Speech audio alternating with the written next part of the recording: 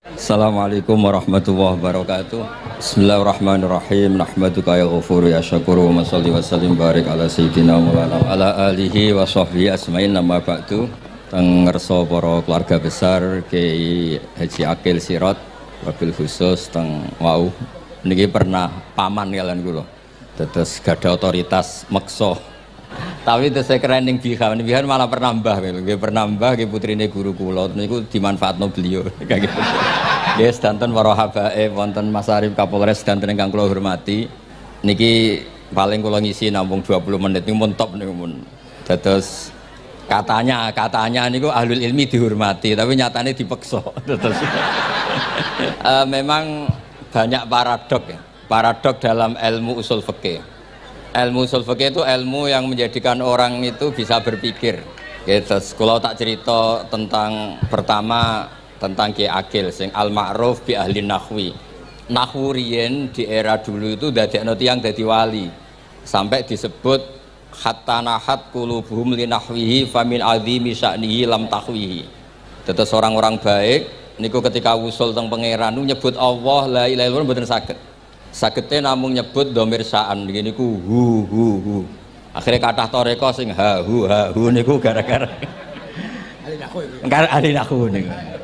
Nah, disebut fa'uribat makna dhamiris sya'ni. Jadi ngelafatkan la ilaha illallah ndak bisa tapi hu bisa.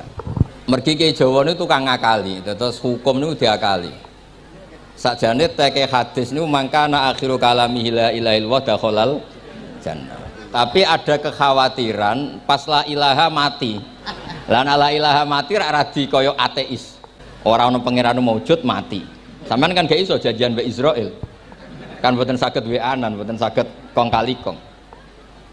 Nah, daripada la ilaha niku resiko karena takut mati pas la ilaha dereng illallah. Terus Ki Jawa mulai nalkin ngangge Allah.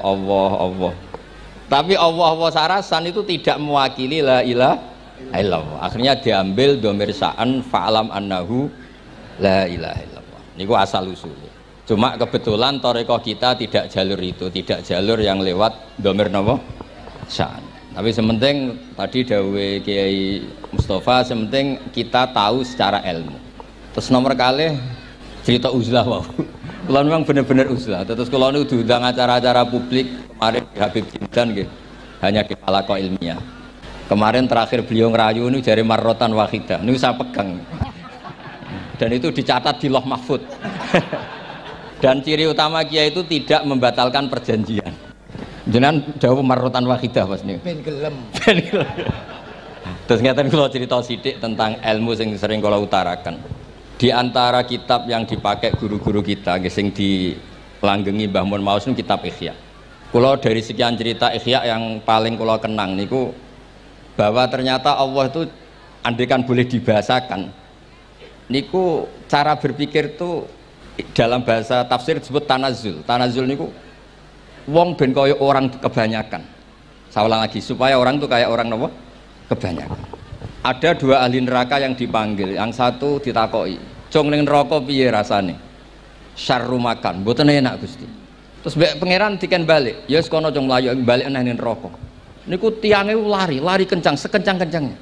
Semangatnya seneng ambek kon balik ning neraka. Ditakoki mbek pangeran, "Lho cung kon mara neraka kok seneng?"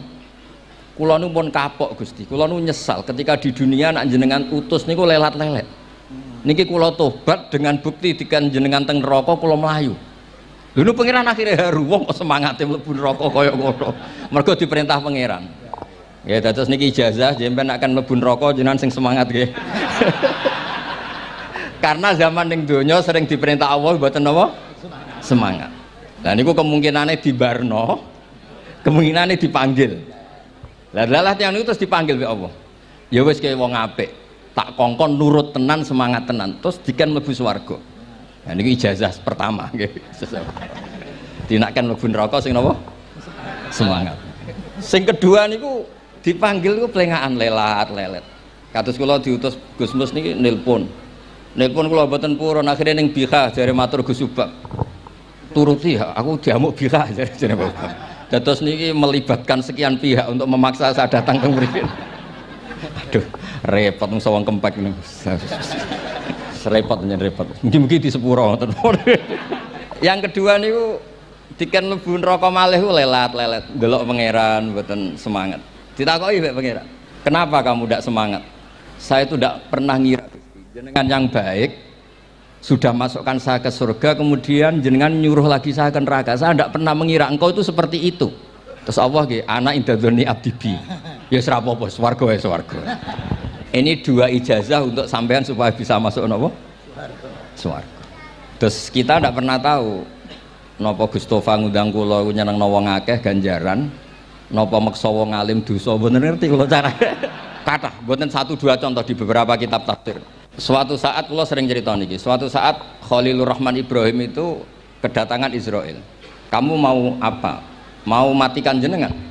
Kata Nabi Ibrahim, "Harro'aital khalil yumitu khalilah." Mosok aku kekasih pangeran dipateni, mosok orang yang dicintai membunuh yang dicintai, orang yang mencintai seseorang kemudian membunuh yang dicintai. Tidak ada itu. Akhirnya Israel matur teng pangeran. Cara politiknya ngeten wau sing cara lagi seneng ngendikan politik. Wani kiai lengser jare beliau. Ono. Nah kula niku ahli tauhid wis pancen kodok kodare ngoten mawon, dadi mboten berpikir ruwet-ruwet. Terus Israel kan buatan biasa logika, kayak kan malaikat itu SOP kan, buatan biasa logika.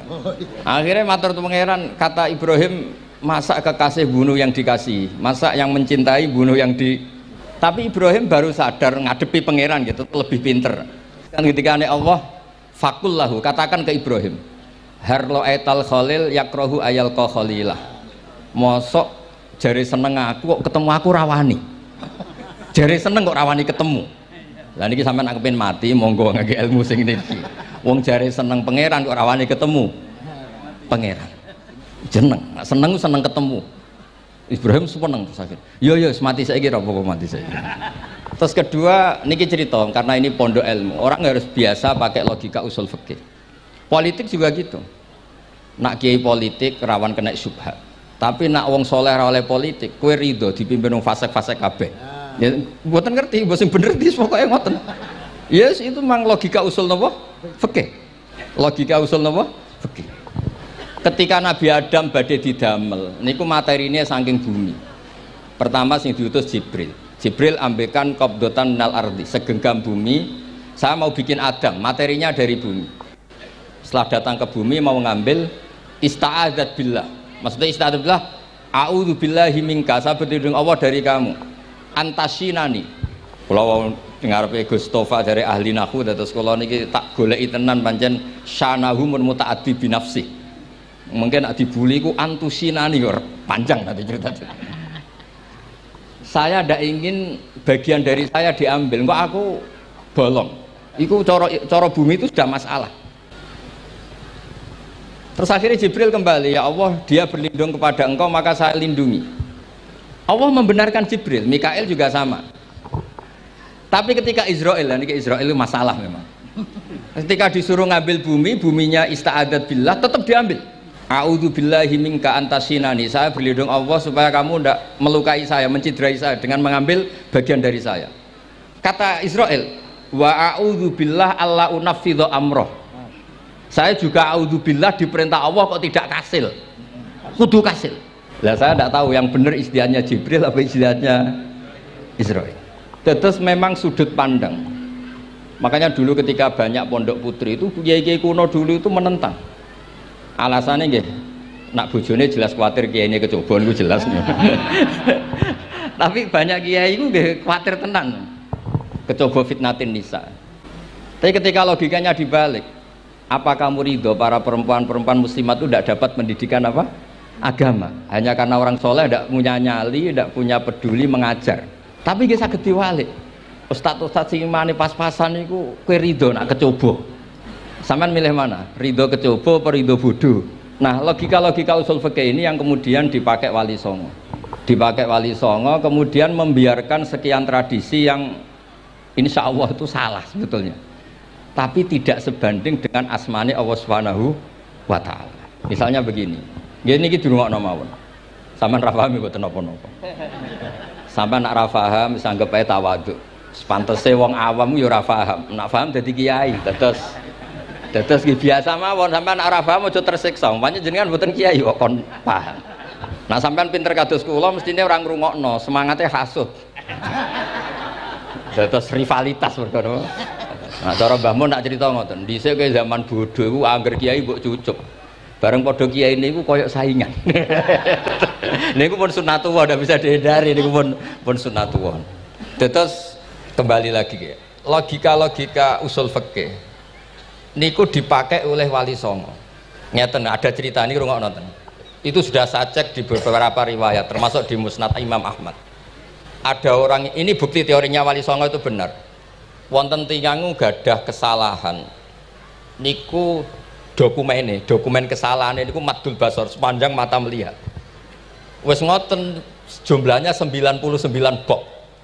Kayak apa banyaknya? Per bok madul basor sepanjang mata nopo melihat.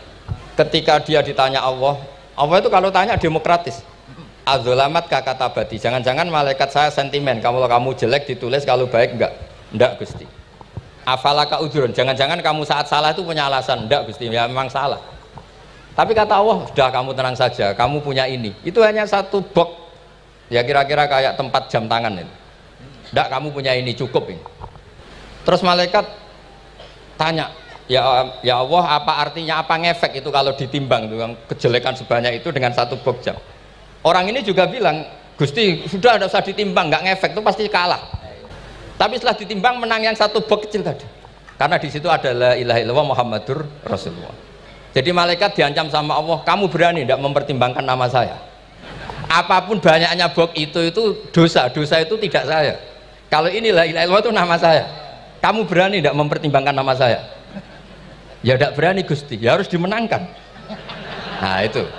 Semalahnya kalau pengajian ini ya ono ikhtilatur rijal wan nisa, tapi baru kayak ngaji di sepuro. Ya aja muni halal tapi ya aja muni terus gak ono faedahe. Di sepuro insyaallah. Karena kalau nuruti harus steril halal itu kayaknya ndak bisa. Terus di situ ditutup fala yaskulu ma asmillahi taala syai'un. Dibanding asmane Allah taala sesuatu itu ndak ada nilainya. Pasti menang Allah taala. Sehingga banyak ulama ngendikan kowe nak berdosa, bersalah maca iki-iki. Dan kalau ada dosa misalnya catatannya satu box terus di bawah ada astagfirullah, malaikat ditanya sama Allah, kamu berani tidak mempertimbangkan nama saya disebut di situ? Enggak berani. Nah, saya ini ribuan orang yang ngundang, saya berani mengabaikan. Bareng ana wong ngaku mbah ya mbah tenan wae. Ya terus ngoten. Kowe wani gak mempertimbangkan Gustofa sing mantune Mbah Maimun. Ya. Semoga cara pandang malaikat nanti seperti itu. Tapi nanti kalau malaikat cara pandang, mbah kok tukang maksa putu. Itu mbah model opo. Nah saya ini sudah ngalah satu kali.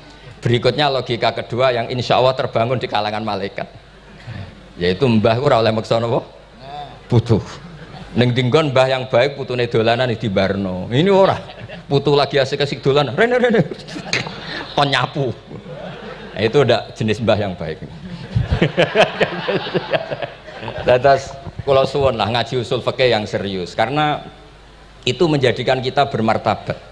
Kulo niku sering lepas jenazah tangga-tangga kulo nggih penggane ndelok TV, nak bengi nggih ngelamun, ngayal sugih, kadang yo ngapalo tikus sing liwat dhuwure saking ra ono penggawean. Tapi kulo nak lepas jenazah ini orang baik. Sampai bojone protes, "Apik opo lho Gus angger bengi iku mau ngelamun ngitung tikus liwat, ngitung apa." Terus kulo matur, ngitunge aja ngono, ngitunge tarokal ma'asiya. Wong ning omah itu artinya tidak dugem, tidak nglakoni maksiat. Itulah yang menjadikan usul fikih itu ilmu yang sangat terhormat. Coba kalau Anda jadi pakar usul fikih kayak saya, mau kaji betul usul fikih.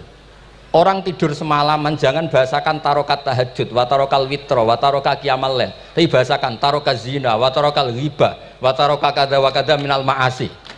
Keren buatan? Keren. Kalau kamu udah ahli usul fikih maka kiai kok amen turu, kiai kok guyon suwengi. Lho kiai guyon sungi itu melawan, kiai itu ustaz juga manusia, karena bengi itu ya kepen nonton. Tapi kan mboten pantes. Akhirnya korbane santri ini dijak guyon gak jelas. Lah apel ning rondo ya ora pantes. nglawan nafsu iku berat, carane yo dilalek-lalekno guyon niku. Lah muga-muga malaikat kabeh ahli usul fikih nganggep ngono iku perlawanan terhadap keinginan apa maksiat. Malaikat ngaji ora. Makanya itu disebut di kitab usul fikih teng Ubul Usul itu izma min mubahin illa wa yatahaqqaqu bihi tarku haramim ma. Fa'il zamu minas sukun tarkul qatli wa minas sukut tarkul hibah. Tidak ada sesuatu yang mubah kecuali saat Anda lakukan, saat itu juga Anda meninggalkan keharaman. Maka sebetulnya mubah ini punya nilai yang luar biasa, yaitu tarkul haram atau tarkul ma'asi. Jadi sawangane sampean nang omah kukar-kukur, mlebu metu, kukar-kukur meneh, mlebu metu, bariku turu angop, ngorok. Nah, semoga malaikat ini al-usuli sehingga ngitung itu hadza tarokal ma'asiya kullaha. Hebat. Ini orang yang tinggal napa? Maksiat. Tapi nak malaikat itu jenis rada ekstrim. Alumni kempek suwengi ra tahajud ora witir ku alumni opo? Mulane kalau niku ngaji usul fikih terus supaya diperdengarkan ke malaikat. Supaya teorinya pakai usul napa? Fikih. Jadi kalau melihat kita melakukan mubah niku dihitung tarkul napa? Ma'as. Nah ini pentingnya ngaji. Kalau nate ditanya sama seorang dosen, Gus, masa iya Quran yang katanya mutu semutu-mutunya, kemudian ada ayat kulu washrobu, mosok urusan mangan, gak usah disuruh orang juga makan. Terus kualitasnya kulu washrobu itu di mana? Terus kalau jawab, terus sorokan yang penting wopo, rapat utawa seminar. Ndak ada rapat, ndak ada seminar itu kamu ndak mati, tapi kalau nggak makan itu mati. Penting mana? Ya penting makan. Lah iya, jadi orang itu lupa kalau sesuatu yang seserius itu karena menjaga nyawa, yaitu makan. Terus karena makan tuh hal yang murah dianggap biasa, itu bahaya. Sehingga sebetulnya yang kita bisa jadi wali lewat hal-hal keseharian tidak bisa jadi wali karena tadi. Saya punya hadis, ini mudah sekali untuk Anda jadi wali, bahkan di atas wali lah. Inna woha ta'ala layar do anil abdi, pakai inna masih pakai lam taukid. Inna woha layar do anil abdi ayak kulal aklata fayahmadahu alaiha aw yasroba syarba fayahmadahu alaiha. Allah itu sangat ridho ada orang makan satu asupan kemudian dia muji Allah. Loh, orang tidak punya alpat itu tidak mati, tidak punya tanah ribuan hektar itu tidak mati, tapi kalau nggak makan sesuap nasi mati. Penting mana? Penting makan. Tapi gara-gara kamu tamak untuk syukur nunggu punya alpat, untuk syukur nunggu punya tanah banyak, Anda ini bodoh. Mau syukur saja syaratnya kok banyak. Jadi sebetulnya kalau kita mau jadi wali itu cukup setiap makan itu kamu syukur. Fayahmadahu alaiha aw yasroba syarba fayahmadahu alaiha. Makanya wali-wali dulu kalau didik raja yang sedang berkuasa itu ditanya, kamu raja besar, punya pengaruh besar, andaikan kamu di padang pasir dan kemudian Anda tidak mendapatkan air sama sekali, apakah kamu menggantikan kerajaan kamu demi beli satu seteguk air? Iya, akan saya beli karena saya kalau tidak minum mati. La tafroh bimulkin la yusawi jar'atamain. Kamu jangan bangga dengan sistem kekuasaan yang tidak senilai dengan seteguk air.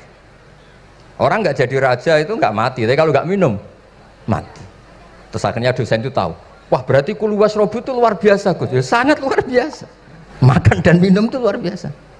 Makanya terus adat kiai mertamu mangan. Kalau tadi baru datang kon mangan. Di sini ya ada mangan. Ya saya anggap aja itu proses jadi wali ngoten Pak. Jadi segampang itu jadi wali. Nah, kemudian gara-gara torekoh terus jadi wali ku repot kon maca 10.000 wiridan kon opo. Kesuwen nih cara-cara kesuwen. Karena ini partai enggak torekoh tadi. Dulu abahnya Mbah Maimun Mbah Zubair itu kalau disuruh wiridan lama-lama itu enggak mau. Sementing diridani pangeran, moco kok akeh-akeh.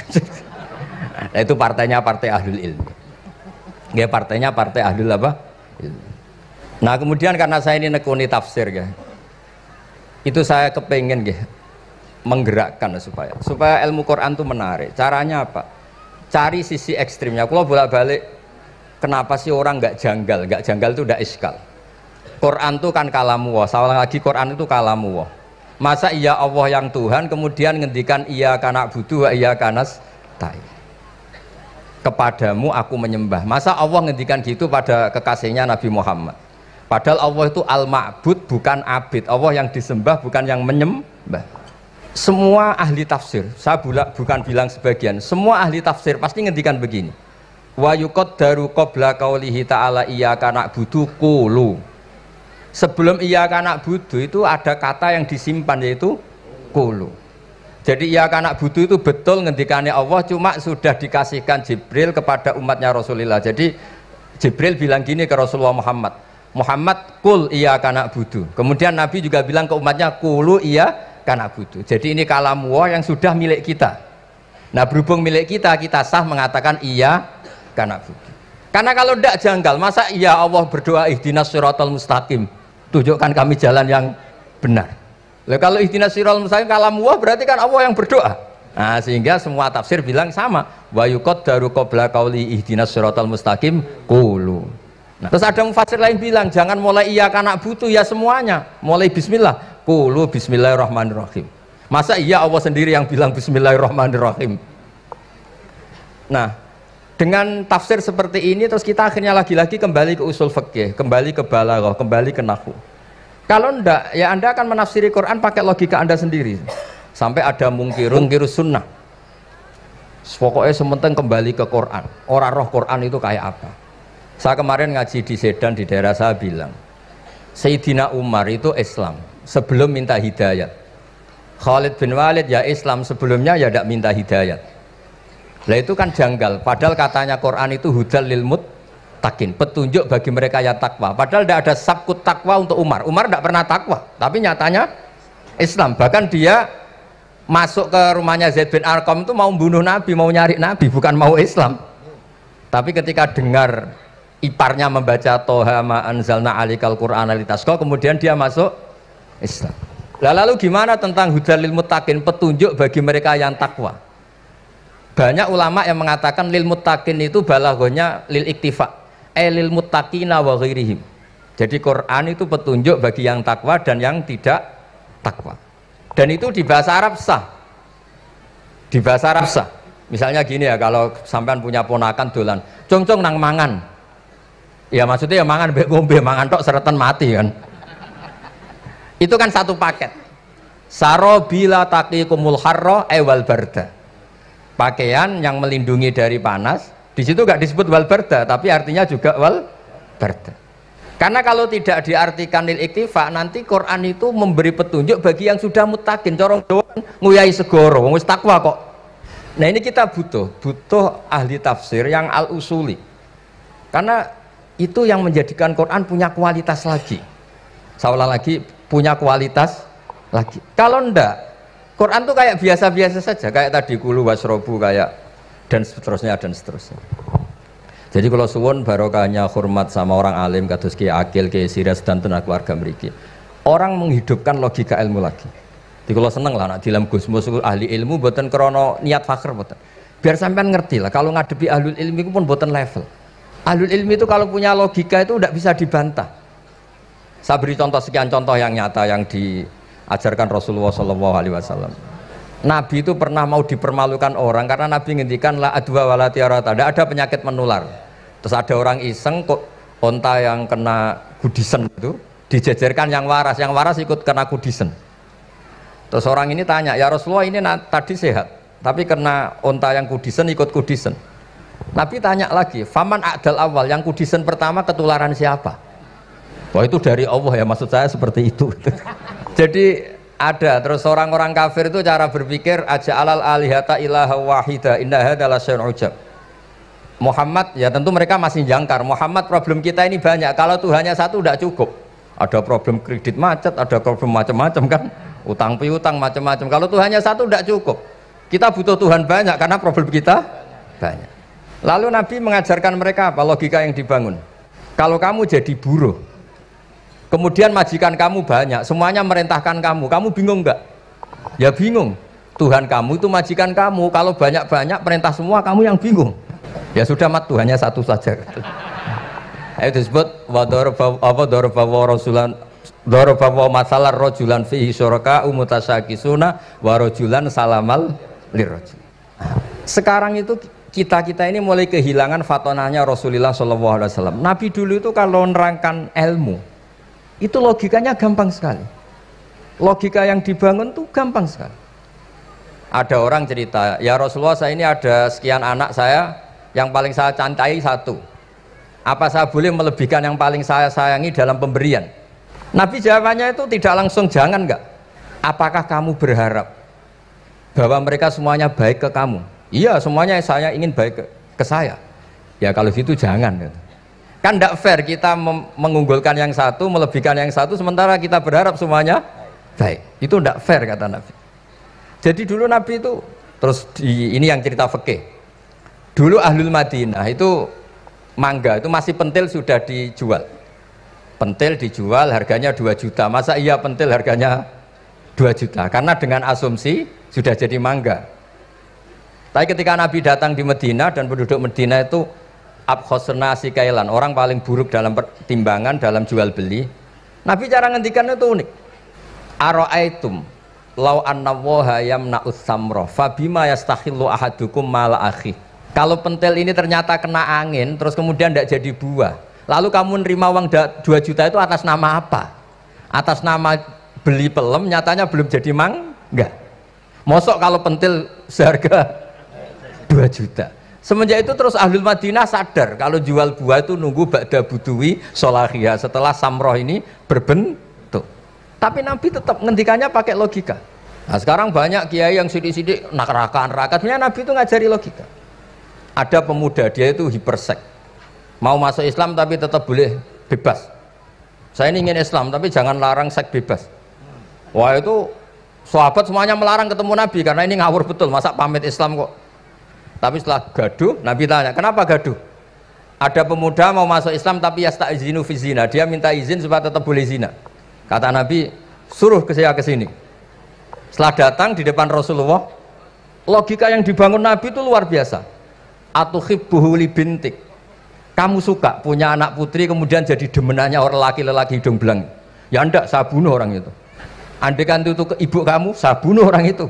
Atuhibbuhu li bintik, atuhibbuhu li ummik, atuhibbuhu li ukhtik, atuhibbuhu li kholatik. Kamu suka punya anak putri yang jadi demenannya orang? Ya tidak suka ya Rasulullah. Kamu suka kalau punya ibu didemeni orang banyak? Ya tidak suka Nabi. Sampai otaknya itu yastakbihu zina, sehingga otaknya itu wah zina itu buruk betul. Akhirnya ya Rasulullah sudah, saya mau se-Islam tanpa zina-zina. Karena logika yang dibangun Nabi itu luar biasa. Nabi pertama mengingatkan atuhibbuhu li bintik, atuhibbuhu li ummik, atuhibbuhu li ukhtik, atuhibbuhu li kholatik.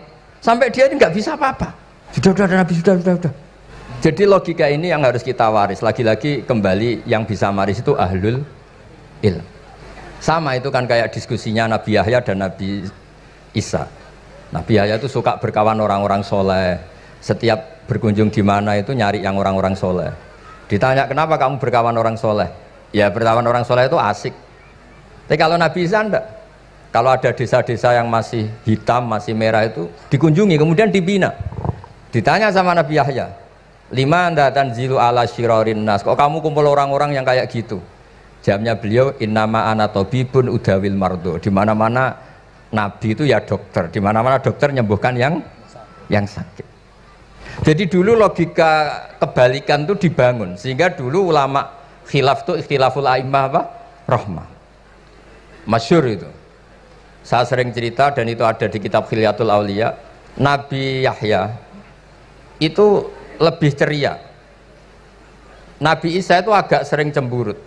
Atau kebalikannya, pokoknya yang satu tuh mali aro ka'abisan ka'annaka taqnatu mir rahmatillah.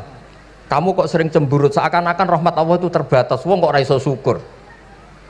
Yang satu gojlok, mali aro ka dohikan ka'annaka ta'manu mim makrillah.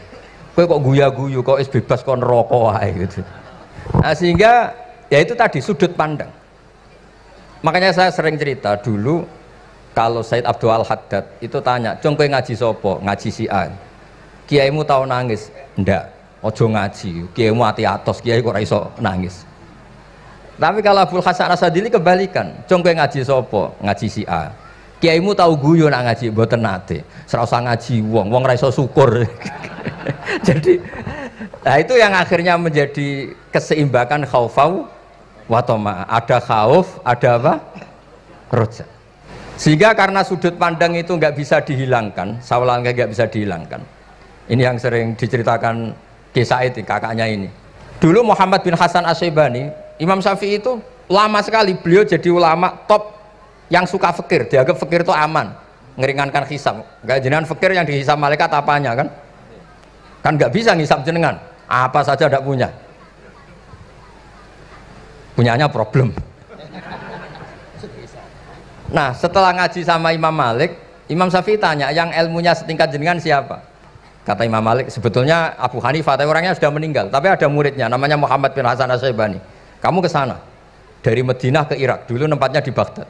Setelah di Irak, Muhammad bin Hasan Asy-Syaibani itu kalau ngitung uang tuh di meja, emasnya itu banyak, uangnya banyak, dihitung di meja, malah kaget. Saya ini gedeng kiai, kedunyan ini ketemu kiai, kedunyan. Ya karena Muhammad bin Hasan Asy-Syaibani itu wali, kamu tanya, kamu heran ya ada kiai kaya? Iya. Ya sudah, kekayaan ini kasihkan orang fasik, biar dipakai demenan, dipakai mabuk, dipakai ini. Terus, ya jangan, kalau kena orang fasik bahaya, jenengan saja. Semenjak itu Imam Syafi'i mulai rodok seneng duit. Jadi ada ceritanya, kok diangen-angen, nah terus keterusan umatnya kayak gini-gini itu. Jadi ini cerita nopo istihad, apa cerita nopo istihad. Sama pangkat juga sama. Gue seneng nak wong soleh-soleh tidak ikut ngurus negara ini, mau dikemanakan negara ini. Tapi ada yang berpikir, gue seneng nak wong soleh terkontaminasi. Ya sudah monggo, sing isra payu jabat nggih berpikir zuhud. Sing payu ya berpikir politik. Yang penting semuanya itu berdasar ilmu. Yang penting itu semuanya berdasar apa? Ilmu. Karena ilmu ini basis yang paling diridani Allah Subhanahu wa taala. Masyhur itu di Ihya sering diceritakan Imam Ghazali, ana alim uhibbu kulla alim. Kata Allah, saya ini alim dan sangat mencintai orang alim. Karena orang alim ini yang tahu perspektif. Orang yang enggak, yang ngiranya, saya ulang lagi, yang ngiranya itu enggak ilmiah. Di depan orang alim itu sangat-sangat apa? Ilmiah. Yaitu tadi misalnya ada ayat wa min ayatihi manamukum billaili wan nahar. Masa iya tidur yang ngorok semua turunnya secara jelas kok jadi wamin ayatihi? Tanyakan ahli medis, sistem tubuh kita kalau nggak tidur tuh kayak apa rusaknya? Dan toat pas-pasan ini satu-satunya solusi yo turu. Bengi ngempet kepen delok dangdut, delok dugem. Bareng turu jebule esuk wis bar, alhamdulillah. Cara melek iman kamu seberapa? Tarikan-tarikan maksiat posisi kamu terjaga bisa kalah kan? Tapi kalau tidur sukses kan tarkul maksinya. Nah, karena tidur itu sukses menghilangkan maksiat disebut wa min ayatihi manamukum billaili wan nahar. Sampai Imam Ghazali ngendikan di makalah itu, sehingga nanti ibadahnya umat ini di akhir zaman an-naumu, ibadah terbaiknya itu tidur. Nah niku mulane maksud kula ngeten lho. Sampeyan anut jalur wong alim dia turu ya ibadah, tengok-tengok ya ibadah, jagongan nggih ibadah, gojol-gojolkan ambek kanca nggih napa? Ibadah. Karena ini semuanya kul bi fadlillah bi rahmati fa bidzalika napa? Falyafrahu. Tapi kalau kamu tidak punya basis ilmu, adanya suudzon. Kiai kok jagongan guyon sewengi kiai opo? Kiai kok turu sewengi ku kiai. Karena basisnya ada ilmu. Padahal jelas ketika Rasulullah bikin urutan kebaikan, pertama Nabi ngendikan kamu menolong orang. Jika tidak bisa, terakhir Nabi ngendikan takufu syarraka anin nas fa innaha shadaqatun minka ala nafsik. Tadi beliau juga cerita di nasihat Imam Mun, idza lam tuhsin fala tusi. Kalau tidak bisa berbuat baik, setidaknya kamu tidak berbuat jelek sama orang lain. Dan potongan ngene iki paling gampang apa? Tidur kan? Wis sampean nak turu wis ra zina, ra maling, ra ngrasani wong wis ora tusi. Nah, dengan konstruksi usul fikih seperti itu kamu tahu kualitas ayat wa min ayatihi manamukum billaili wan nahar. Ya sama, ternyata makan itu yang menjaga nyawa, ternyata makan itu yang menjadikan syukur. Kalau kamu nggak percaya puasa, sama nak poso gedang goreng itu mewah, gedang goreng itu mewah, air satu teguk itu mewah. Makanya kalau lama dulu ada santri kepengen mangan enak, ya saya ingin mangan enak gini-gini, caranya gimana? Itu rumusnya ada sate, ada mie ayam. Idamuhu alju. Kalau kamu ingin enak, lauknya itu lapar. Ya kita kalau puasa itu semuanya kan enak. Nah itu lagi-lagi basisnya itu ilmu. Nah sekarang banyak orang yang sudah tidak peduli dengan ilmu. kayak ijazah dilakoni kan. Jadi kayak wiridan la ilaha illallah itu sebetulnya harus dibarengi dengan ilmu. Ini yang terakhir supaya nggak lama-lama. La ilaha illallah itu basisnya ilmu. Surga yang begitu mewah itu dibikin juga bagi yang melafadzkan la ilaha illallah. Neraka yang begitu ekstrim sampai kalau benda dijatuhkan dari atas ke neraka itu sampai bawah nunggu 70 tahun. Bisa kamu bayangkan kalau kamu di dalam naiknya susah itu. Ini dijatuhkan ke neraka itu sampai bawah nunggu berapa? 70 tahun. Loh, neraka sebegitu ekstrim itu dibikin untuk yang menolak la ilaha illallah. Berarti kalimat ini kalimat spesial. Kalimat yang neraka dibikin ya atas nama itu yang menolak, surga dibikin juga atas nama itu yang menerima. Itu satu saktinya la ilaha illallah. Sakti kedua, orang kafir 70 tahun ngelafadzkan la ilaha illallah sekali langsung dihukumi mukmin. Yughfar lahum ma qad salaf. Qul lil ladzina kafaru iyantahu yughfar lahum ma qad salah. Orang yang melafadzkan la ilaha illallah Muhammadur Rasulullah itu dosa 70 tahun kafir itu hilang semua. Tapi gara-gara ada ilmu terus diumumkan tahlil dening Kiai Haji Niam mesti sing guri wah sawi mesti guri. Padahal kalau kamu tahu ilmunya tadi ini kalimat yang luar biasa. Kalimat yang bisa melebur dosa. Bahkan dalam madzhab Sadiliyah itu unik. Kalau kamu wiridan la ilaha illallah itu jangan istighfar dulu, istighfarnya belakangan. Alasannya Abdul Hasan As-Sadili itu fa'lam annahu la ilaha illallah wastaghfir li dzambik li hadil kalimah. Orang kafir 70 tahun dia istighfar 100 kali enggak akan dimaafkan Allah. Tapi ngelafadzkan la ilaha illallah langsung dimaafkan. Jadi orang bisa dimaafkan tuh barokahnya la ilaha illallah. Jadi orang kafir 70 tahun wirid istighfar 100 kali atau 1000 kali dimaafkan enggak? Enggak kan? Tapi kalau membaca la ilaha illallah dimaafkan. Jadi istighfar tuh ngefek positif itu kalau dibarengi la ilaha illallah. Makanya wastaghfir li dzambika bihadil kalimah cara Abdul Hasan. Kamu boleh istighfar berdasar hadhil kalimah, berdasar la ilaha illallah. Tapi terus kemudian ya thariqah itu banyak, itu urusan rasa. Justru karena la ilaha illallah kalimat thayyibah harus disucikan dulu. Caranya istighfar dulu. Lah itu urusan monggo lah. Tapi apapun itu basisnya harus napa? Ilmu. Basisnya harus ilmu. Jangan malah sentimen. Wong di kuburan wiridan la ilaha illallah dihukumi kafir. Nah, itu kan aneh. Wong kalimat ini yang kafir saja menjadi muslim, sekarang yang muslim menjadi kafir. Tuh paham kok seaneh itu itu kan. Ya karena basisnya ada ilmu tadi. Coba kalau basisnya ilmu. Itu kan aneh betul. Hadil kalimah kalimatun sara bihal kafiru musliman. Fa kaifa sarul muslimu bidzalika kafiron. Ini kalimat yang kafir saja menjadi muslim. Masa dengan kalimat yang sama yang muslim menjadi aneh gak? Aneh. Jadi kalau suwon pokoknya basis ilmu harus sekuat-kuat. Ini caranya gini nagih kiai kon sregep mulang ojo politik terus ngoten. Tapi politik itu bagian dari ilmu, wis ra iso diterangno. Nggih ngoten mawon. Assalamualaikum warahmatullahi wabarakatuh. Sik Gus, aja lunga dhisik. Iki wong semuanya sudah tahu sampean alim, menerangkannya enak, fikhan wa usulian wa tafsiran. Cuma mereka yang tanya itu biyen belajar piye kok iso alim kaya ngono, ya kan? Nah, terangkan Gus, terangkan. Mati.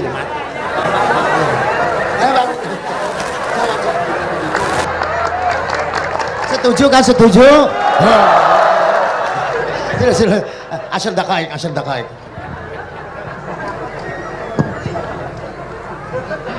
Andai kan pertanyaan itu ke Mbah Mun, mungkin jawabnya gurune sopo. Tapi mungkin kalau ke mbah-mbah saya ya juga babanya nih Biha juga Mbak Abdul Aziz, mungkin putuku. Tapi kalau saya ingin cerita tentang saya paling ya, aku sregep. Yang jelas tuh dari kafadlu yuti apa? Mayas. Tapi gini, kalau ini menghormati bahasa saya ini, kalau ijazah begini, dulu Mbak Mun tuh sering cerita juga bahasa. Kayak nak kepengen ngalim, ku sinau sedurunge ngaji. Ya, misalnya kamu ngaji takrib atau ngaji wahab sama Mbah Mun, kamu baca dulu. Sebelum ngaji. Nah, setelah dibaca, misalnya kamu baca rofa, kok Mbah Mun baca jer, kamu baca jer, Mbah Mun baca rofa, berarti goblok tulen. Karena semua teori Anda kok salah. Ya misalnya Mbah Mun baca wadakaro sopa al-musonifu, kamu baca wadakaro al-musonif. Berarti kan goblok banget itu. Ya kan ada cerita gitu, ada orang tuh nggak tahu betul Gus maknanya lam tardiman itu apa. Lam tardiman dicari di kamus itu udah ada, ternyata itu di head lam tarodaman. Dia baca satu lam tardiman itu dicari di kamus sampai hidup mati lagi ya nggak ada. Nah, jadi kamu baca dulu misalnya di bab head lam taro ngali sapa mar'ah daman ing getih, ternyata ngaji bangun paginya jadi baca lam taro daman. Jadi kalau kamu malamnya baca lam tardiman loh kok. Jadi itu kata Dewi Bamun mergo sorokan kabeh santriku ora mungkin. Carane ngecek kebenaran Anda yo maca sik. Nanti kalau kemiripannya 50% ya separuh alim. Kalau 70% ya serondo alim. Tapi nanti kalau kemiripannya sampai 100% dan berkali-kali ya berarti kan sudah luar biasa. Jadi yang ngaji sama Ki Mustafa, Ki Niam, saya mohon santri-santri itu belajar dulu biar bisa ngecek nanti guru saya baca kayak apa. Waduh salah ya Gus. Kenapa lah? Waduh salah. Karena kiai itu kalau salah ya mau ngalah. Ini ceritanya bangun betul. Ada kiai nggak tahu apa kakean mergawe, kakean politik nggak tahu. Wal babi lan walang. Terus ada santri, kula gak ada makna kok lawang. Ya walang sini lawang cung. Mau ngalah. Terus watini lan wit alu. Gurune maca alu. Kula gak ada makna kok elo. Lah ya wit telu kena gua alu cung. Tapi saya menangi kiai itu kalah sama santri itu. Saroko nyolong sapa wong albedo tangi anduk. Terus gurunya kaget. Cung kok anduk cung. Bareng didelok endok. Karena kalau pegon kan anduk sama endok itu podo ya. Ini ada podo. Tapi kiainya akhirnya kalah. Memangnya nyolong anduk boleh? Yo ora cung, yo haram, yo podo ae kalau gitu nyolong. Nyolong endok ya haram, nyolong anduk haram. Lo cerita itu masyhur itu. Kalau cerita yang terkenal di Lirboyo itu kan ada santri dari Jakarta di kelas. Gurunya bilang Ja'a Zaidun, Zaid datang. Waro'a itu Zaidan, saya melihat. Si murid ini itu melihat pintu terus. Lama-lama gurunya itu tersinggung. Kamu diajari pelengahan nggak sopan. Habis Ustadz bohong. Lah kenapa bohong? Katanya Ja'a Zaidun, Ra'a itu Zaidan. Zaidnya mana?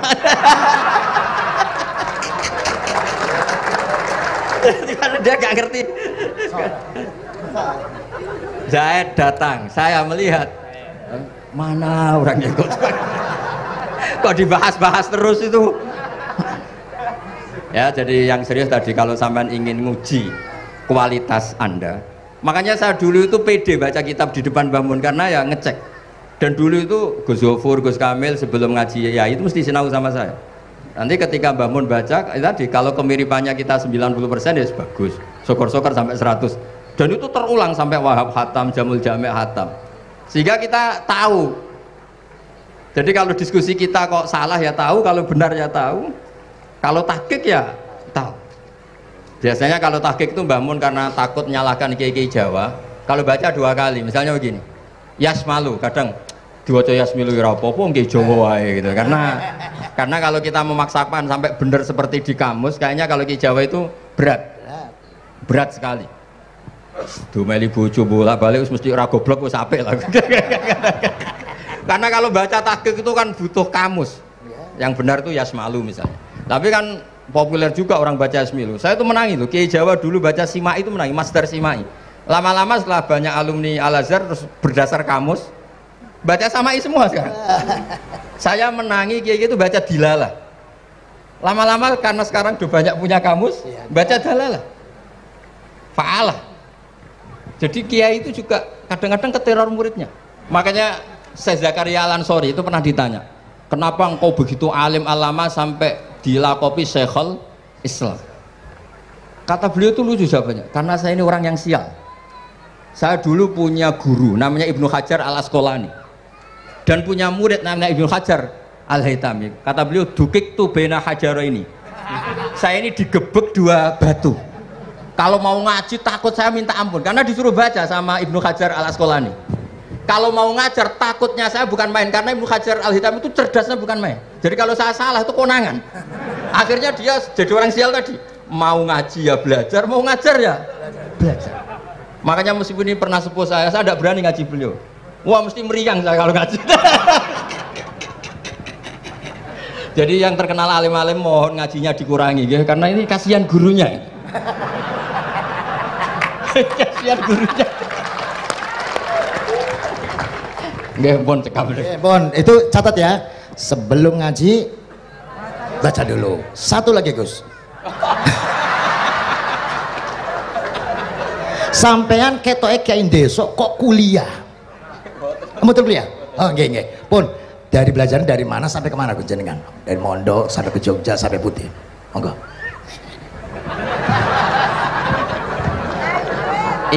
Ini karena sesuai kontrak, nggak boleh nyulayani janji sekali aja sekali tak tekno. Jadi sebetulnya kalau di ilmu, saya kan sering ketemu ahli geologi, ahli sosiologi. Sebetulnya di ilmu kita, saya kan lama di Jogja dan itu yang saya pakai juga ilmu zaman di pesantren. Misalnya sosiologi itu kan ada mukadimahnya Ibnu Khaldun. Itu kan teorinya luar biasa. Misalnya begini, kenapa Rasulullah itu harus dari suku Quraisy, suku yang sangat terhormat di Mekah? Itu secara teori sosiologi loh, bukan teori nubuah. Kata Ibnu Khaldun, Nabi itu mesti final dari kaum itu aneh. Saya ulang lagi, Nabi itu final dari kaum pasti aneh. Nah masa aneh-aneh ini ditoleransi oleh umatnya karena beliau dari suku yang terhormat. Coba kalau dia dari suku, beliau dari suku yang hina, pasti pas aneh-aneh langsung diadili. Ya kalau di NU lah, ndak Gus Dur kok bikin aneh-aneh di NU kan langsung tuntas.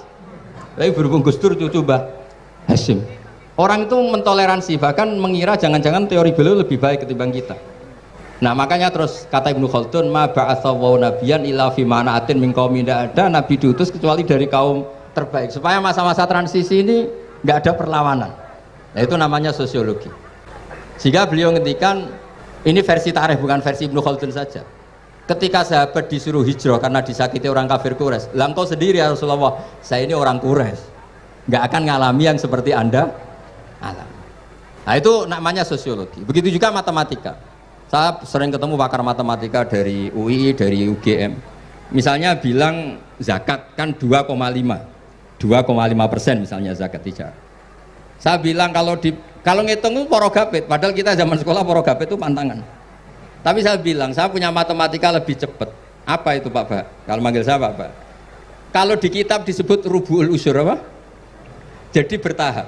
Misalnya 1 juta, usyurnya akan 100.000. Setelah 100.000 rubuhnya 25.000. Itu kita tidak usah pakai catatan bisa. Nah itu matematika Arab. Makanya orang Arab tuh nggak bisa nulis, tapi matematikanya cepat karena bertahap. Misalnya 1 miliar ya cari aja usurnya 100 juta. Berarti rubuhnya 25 juta. Berarti 2/5, 2,5-nya 1 miliar itu 25 juta. Tapi kalau orang Arab bilang itu rubuhul usur. Diusurkan dulu baru dirubuk. Misalnya 6. 2/3 6 berapa? Orang Arab bilang sulusan. 6 sulusnya 2. Sulus 2 kali berarti 4. Sama misalnya zakat zuro. Zakat zuro itu kan al usyur sama nisful usyur.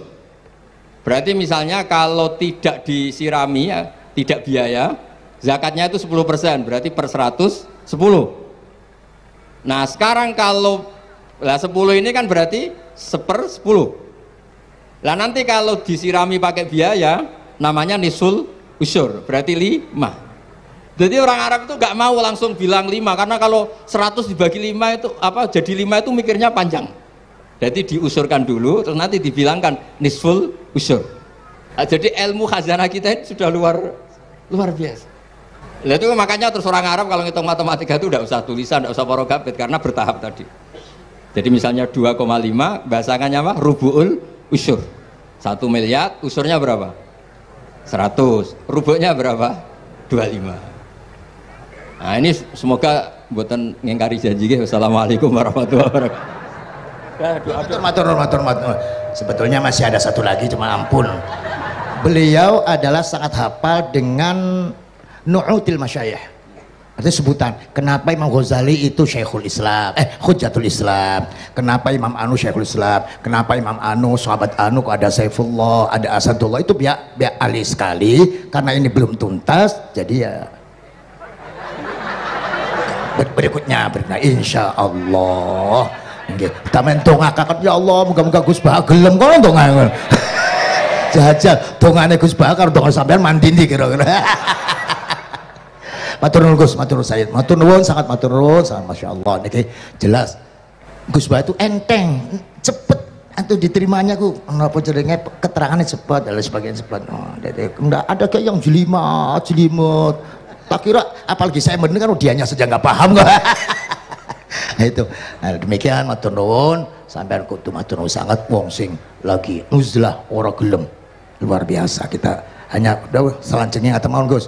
Kula sak sedulur sak santri-santri nek pas jenengan donga pas uzlah njaluk ditungakne ngoten mawon. Nggih, ngoten mawon pun nggih. Allahumma shalli ala sayyidina Muhammad masbi'in alhamdulillah rabbil alamin. Allahumma rabbana zalamna anfusana wa illam taghfir lana wa tarhamna lanakunanna minal khasirin.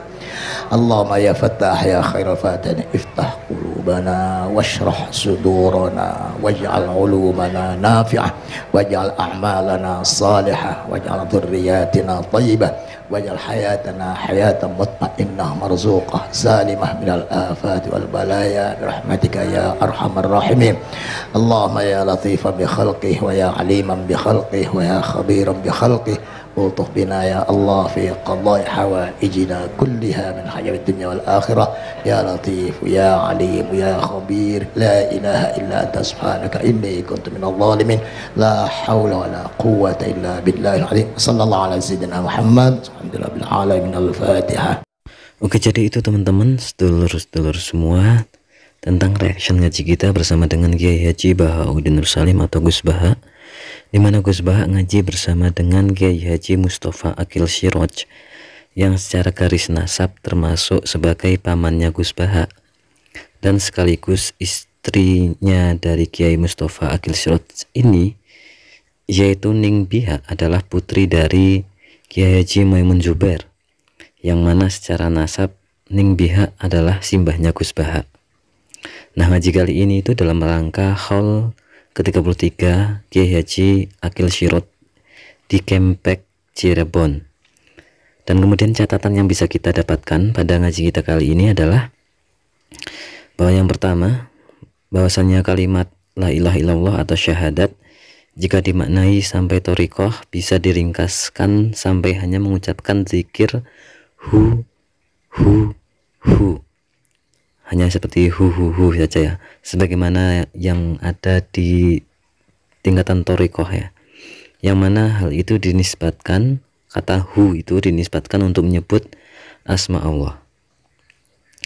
Kemudian yang kedua, bahwa Gus Baha sudah niatan mau uzlah, namun karena takzim dan setengah dipaksa oleh Kiai Haji Mustafa Akil Siroj dan istrinya yaitu Ning Biha untuk ngaji, ya akhirnya Gus Baha bersedia ngaji, namun dijanji hanya 1 kali saja.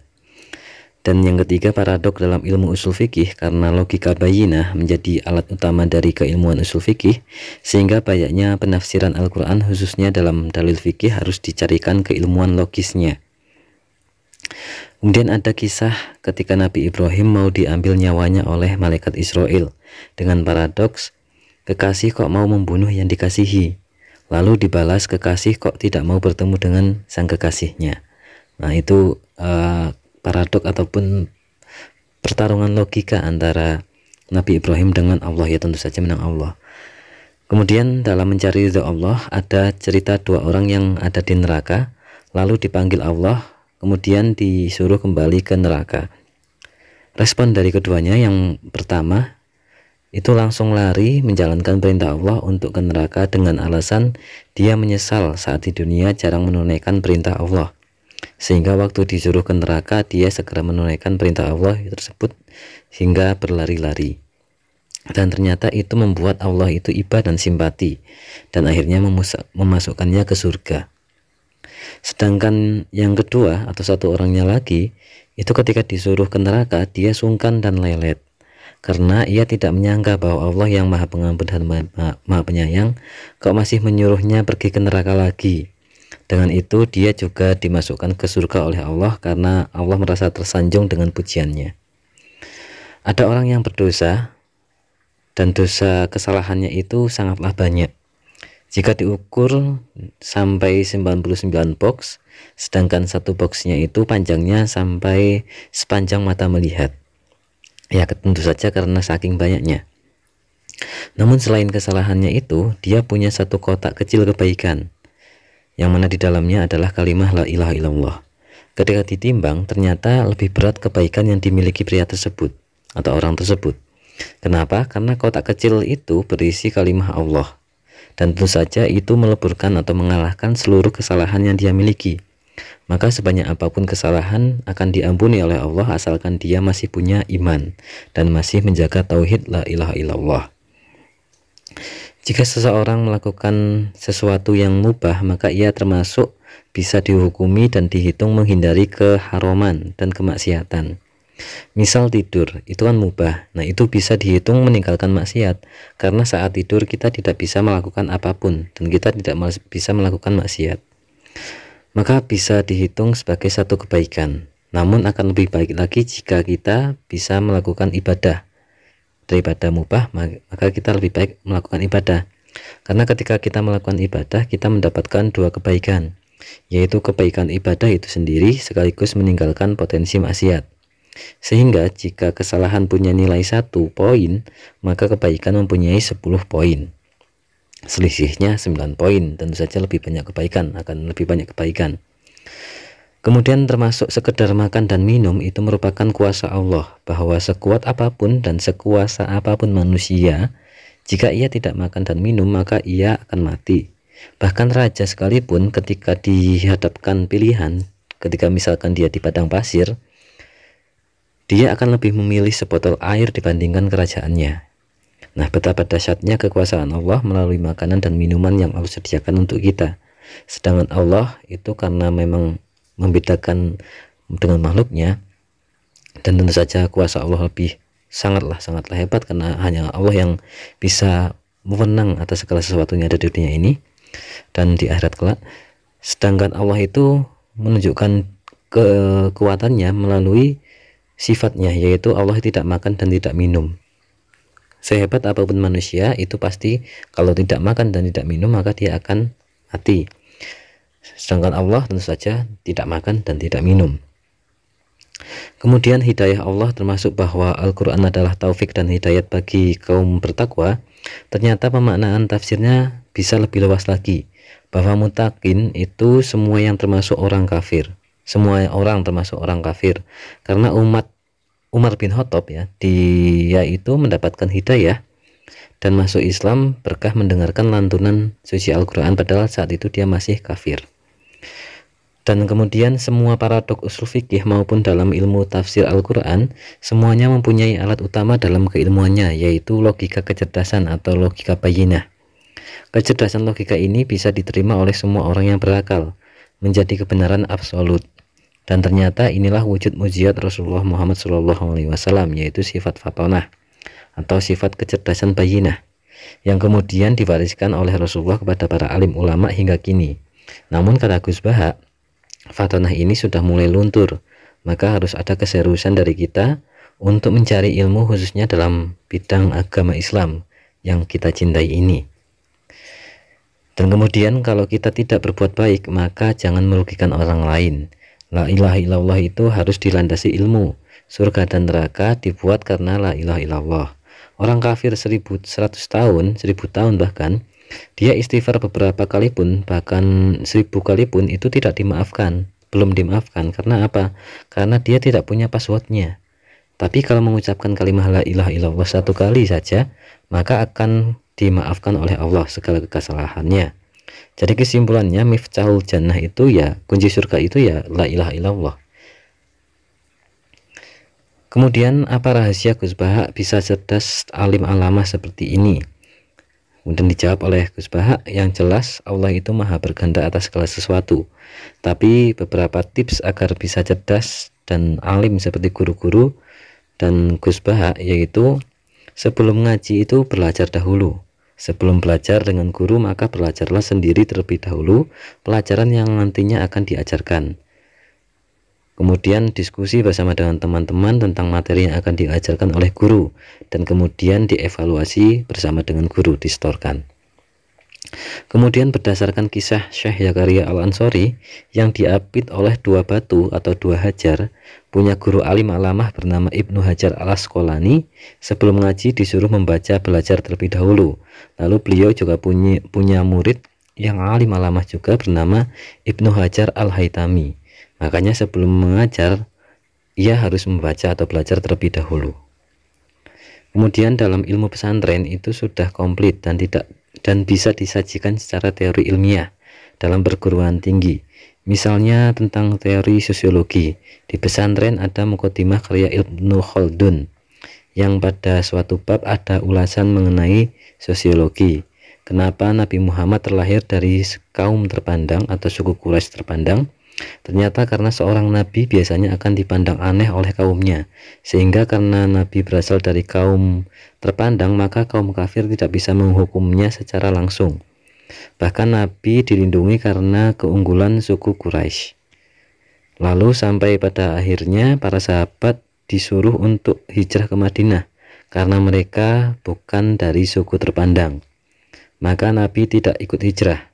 Jelas karena orang-orang kafir tidak akan berani secara terang-terangan membunuh Nabi karena beliau berasal dari suku terpandang di Arab, yaitu suku Quraisy. Nah, inilah yang membuat Ibnu Khaldun menuliskan teori sosiologi ketauhidannya yang sangat terkenal.